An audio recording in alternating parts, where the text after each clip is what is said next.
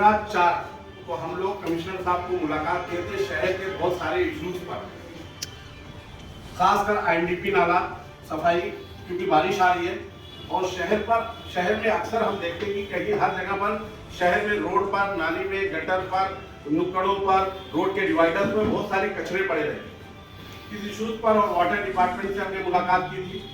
इस इश्यूज पर जब हमने मुलाकात की तो उन्होंने हमसे ये आश्वासन दिया था कमिश्नर साहब ने कि इसी महीने की एंडिंग में हम मुमरा कौसा के बड़े आईएनडीपी नाले की सफाई करेंगे। लेकिन मैं आपको बता दूं कि आईएनडीपी नाले का टेंडर हुआ, लेकिन वो अभाव भरा, उन्होंने 30% अभाव भरा, जिसकी वजह से उसका जो टेंडर है वो कैंसिल हो गया। उन्होंने वापिस से रिकॉल किया, 1 हफ्ते की शॉर्ट नोटिस दी हुई है। भारत ये तो रहा आईएनडीपी नाले का मसला। लेकिन मैं आपको एक चीज बता दूं, शहर में जो बहुत बड़ा तमाशा हुआ, कुछ पार्टी के लोग बाहर से जो डंपर गाड़ियां भर करके आ रही हैं कचरे की, उसको रोकने की कोशिश की। उसके बाद अच्छी बात, रोकना चाहिए, कुछ भी बाहर से आ रही कोई भी चीज अगर उनको लग रहा है कि उसमें कचरा है, बाहर का कचरा है, शहर में नहीं आना चाहिए। भाई साहब ने भी उसको रोकने की कोशिश की। लेकिन अफसोस इस बात का होता है कि वो गाड़ियां तो रुकी नहीं, लेकिन हमारे शहर का कचरा भी सेम जगह में जा रहा था जहां पर वो बाहर की गाड़ियां आ रही। हमारे शहर के कचरे को रोक दिया। लेकिन ये कचरा किसने रोका, कौन तमाशा किया, किसको ये स्टैंडबाजी करनी थी? 3 दिन तक नहीं, 4 दिन तक कचरा रोड पर गलियों में पड़ा रहा और उससे जो बीमारी फैली, जो बदबू फैली, उसका जिम्मेदार कौन है? सिर्फ शहर में स्टैंडबाजी हो रही है। आज तक 15 साल से हमारे शहर को एक डंपिंग ग्राउंड नहीं मिला कि कचरा कहां पर प्रॉपर डाला जाए। हर दूसरे तीसरे महीने में यह मसला खड़ा होता है। और आपको एक चीज और बता दूं, जब तक प्राइवेट कंपनी नहीं आएगी, ठाणे महानगर पालिका इस कचरे को उठाती थी, जब तक कोई इशू नहीं था। जब से पहले क्रिस्टल कंपनी आई, क्रिस्टल कंपनी के बाद अभिषेक कंस्ट्रक्शन आया, अभिषेक कंस्ट्रक्शन के बाद वापिस क्रिस्टल आया। 3 दिन तक रोड पे कचरा पड़ा रहा। मैंने जो हमारे यहाँ के एसआई है महेश बागराव, उससे कांटेक्ट किया, उन्होंने कहा डंपिंग बंद है। हमारे यहाँ के रफीक शेख साहब जो माइनॉरिटी के अध्यक्ष हैं, जावेद भाई मौजूद हैं, और मुझे लगता है कि वो हमारे शहबाज, ये तमाम लोगों ने जो कचरा रोड पर यहाँ पर मित्तल के सामने पड़ा हुआ था, वहां जाके आवाज उठाई। मैंने भी आवाज उठाई कि मैं वहां पर खुद विजिट किया। अफसोस की बात यह है कि 4 दिन के बाद वो डंपर जहां जा रहा था, जिसको रोकने की कुछ लोगों ने कोशिश की, वो डंपर नहीं रुका, लेकिन कचरा शहर का रुक गया। 4 दिन के बाद वही लोग आते हैं, स्टैंडबाजी करते हैं और कचरा चालू करवा देते हैं। लेकिन ये कितने दिन तक तमाशा चलेगा? और फिर मुझे मालूम पड़ा कि शहर में वो आंदोलन रखते। अरे भाई आमदार साहब, आप आमदार हो शहर के, आप कैसे आंदोलन करते हो? ठाणे महानगर पालिका की सारी क्रेडिट आप लेते हैं, तो डंपिंग नहीं मिला इसकी क्रेडिट कौन लेगा? और आपको बता दूं, बार बार ये बीजेपी के नाम लेते हैं, इनको मैं आप लोगों को बता देना चाहता हूं मीडिया के जरिए कि जो क्रिस्टल कंपनी है वो प्रशांत लाट बीजेपी की है। चलो एक बार उसका टेंडर हुआ, दोबारा कैंसिल हुआ, तो फिर कैसे उसी बीजेपी के आदमी को मिल जाता है? टोरेंट कंपनी बीजेपी की, वो भी मुमरा शहर को मिल जाती है। हमारे शहर में सारा परमिशन मिल जाता है बीजेपी वालों को, और इल्जाम आप दूसरों के साथ लगाते हैं। हमारे शहर में सहूलत के नाम पर जीरो है, सिर्फ आंदोलन के नाम पे तमाशा किया जाता है, स्टंटबाजी की जाती है, कोई उसका रास्ता नहीं है। हम लोग आज फिर गए थे कमिश्नर साहब के पास, कमिश्नर साहब बिजी थे, नहीं मिल रहा मुलाकात। तो भाई हमने मनीष जोशी साहब से वापिस से मुलाकात की, हमने वाटर डिपार्टमेंट के विनोद पवार साहब से मुलाकात की। हमने कहा कि शहर आज भी हमारे शहर में अमीनाबाद में पानी नहीं पहुंच रहा है, पानी के लिए लोग तरस रहे हैं। एक विस्टा वैली बिल्डिंग है, टीएमसी बिल्डिंग है, पानी नहीं पहुंच रहा है। शहर में बहुत सारे राजनीतिक लोग जिनकी टीएमसी बिल्डिंग बन रही है, उनकी बिल्डिंगों में डायरेक्ट 24 घंटा पानी मेन लाइन से दिया गया है।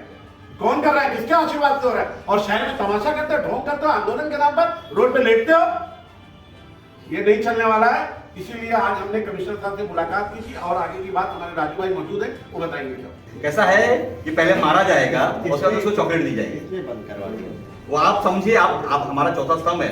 मैं समझता हूँ कि आप लोगों ने थोड़ा इसके ऊपर ध्यान देना चाहिए कि मुमरा कहते हैं स्टंटबाजी कौन कर रहा है, कौन जाकर पहले हालत को खराब करता है, फिर जाके वहाँ पे रुमाल लेकर के जाकर उनके आंसुओं को पूछता है। ये आपको समझने की जरूरत है, ये आप ही को नहीं, पूरे मुमरा को सके लोगों को समझने की जैसे मित्तल की सुपारी बजाई गई, वैसे चुआपुल की सुपारी बजाने का काम 100% ये काम किया जा रहा है। अब जो एक बात बताता हूँ मैं, आज एक अधिकारी हमको in the case of anonymity उन्होंने कहा है कि मेरा नाम मत लेना।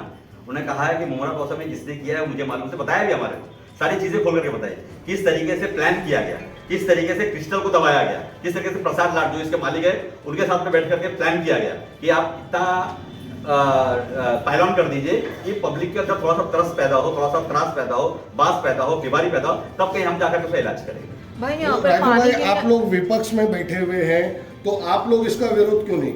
अब मुझे एक बात बताइए, विरोध सड़क पर जाके करना चाहिए या अधिकारियों को कॉलर पकड़ के करना भाई चाहिए? इन्होंने कितने हमने सारे आंदोलन आपके किए। पीछे, मैं आपको आपकी जानकारी ले बता दूं कि पिछले महीने भर के अंदर हमने जब भी हम हमारे को लगा जरूरत पड़ी कि हमें अधिकारी के जाकर के उनसे सवाल करना चाहिए, हमने कमिश्नर को होने दो, सिटी इंजीनियर होने दो, वाटर विभाग के अधिकारी होने दो या हमारे सैनिटेशन के अधिकारी होने दो, हम उनके ऑफिस में बैठ करके उनको ताकीद किया है कि मुमरा से खिलवाड़ मत करो, अगर खिलवाड़ करोगे तो हमसे बुरा कोई नहीं होगा। और ये जो स्टंटबाजी की जा रही है आज मुमरा के अंदर, हमारे एक्स नगर सेवक होने दो या हमारे अपोजिशन पार्टी के जो लीडर है उनको बोलने दो या हमारे आमदार को होने दो, क्या आमदार के पास इतनी ताकत नहीं है कि वो कमीशन में बैठ करके 2 मिनट में इस मसले का हल कर देवे? वो चाहे तो कर सकता है। 16 साल हो गए सर, इन 16 सालों में उन्होंने क्या हल किया? आज मुमरा का इंफ्रास्ट्रक्चर किधर है? सिर्फ और सिर्फ इलीगल कंस्ट्रक्शन हमें दिख रहा है और कुछ नहीं दिख रहा। राजू भाई, कहीं ना कहीं आप लोग पहले एक ही पार्टी में थे और सब एक ही पार्टी के नगर सेवक थे, तो आज तक मुमरा को डंपिंग ग्राउंड क्यों नहीं? सर आप मुझे एक बात बताइए, जिस तरीके से डंपिंग ग्राउंड की जो काम है वो स्टेट गवर्नमेंट करना चाहिए, जिस तरीके से एमआईडीसी के पानी का काम है वो स्टेट गवर्नमेंट ने करना चाहिए। हमको आप लोगों ने चुन करके दिया, मतलब मेरे परिवार के लोगों को चुन के दिया, इनको चुन के दिया या इनको चुन के दिया, तो आपने सिर्फ सिविक कामों के लिए चुन के दिया, आपने उसको स्टेट गवर्नमेंट के कामों के लिए चुन के नहीं भाई, दिया। हाँ, ये हमारा काम है, आवाज उठा सकते ये हम हैं सिविक कामों के अंदर हम कहीं पर बिखरे नहीं हैं। राजू भाई, महायुति एमएलए भी तो थे। उप मुख्यमंत्री जो है वो एकनाथ शिंदे साहब आज तक एक डंपिंग ग्राउंड क्यों नहीं दे पाए?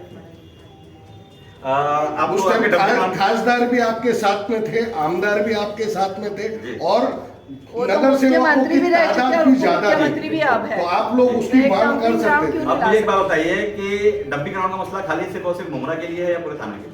हाँ, तो आज वही पूरे ना, थाने थाना मानकर की- थाने का थाना डंपिंग की- ग्राउंड नहीं है, थाना की- एक बड़ा मसला है, अभी तक के एक ये बड़ा मसला है हल जिसके क्यों ऊपर नहीं किया गया? जिसके ऊपर देखो मैं एक बात को बता दूं आपको राजू भाई, एक आपकी बात काट के बोलता हूँ। जी।